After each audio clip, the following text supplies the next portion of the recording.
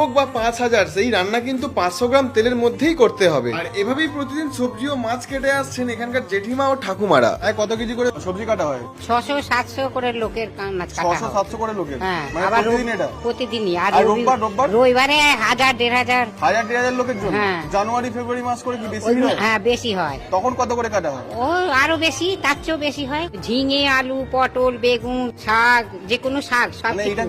এটা কি তৈরি হয় রান্নাটা? সব রকম দিয়ে একটা তরকারি হয়। কি তরকারির নাম কি ওটা? ঘাঁটা। ঘাটটা? হ্যাঁ, আর মা একটু চিংড়ি মাছ খেতে, নোটে শাক খেতে ভালোবাসে। আচ্ছা, মায়ের ওইটাই একটু এটা কথিত ভালো। আছে নাকি? হুম। মা প্রিয় ওইটা, নোটে শাক আর চিংড়ি মাছ।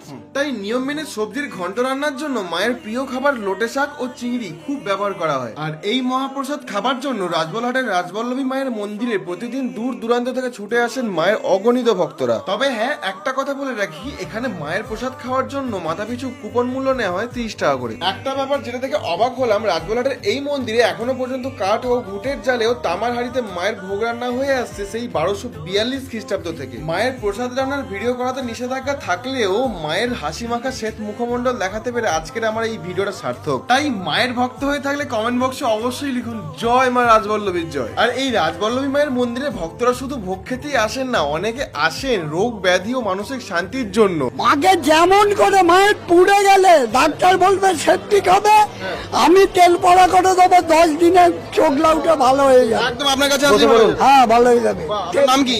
দুলাল মালাকার। কি রোগ ভালো হতে পারে?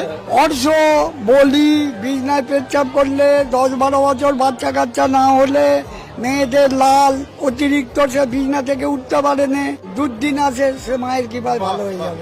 অবশেষে একটা কথাই বলবো, রাজবলহাট এলাকা থেকে মায়ের যত সন্তান এই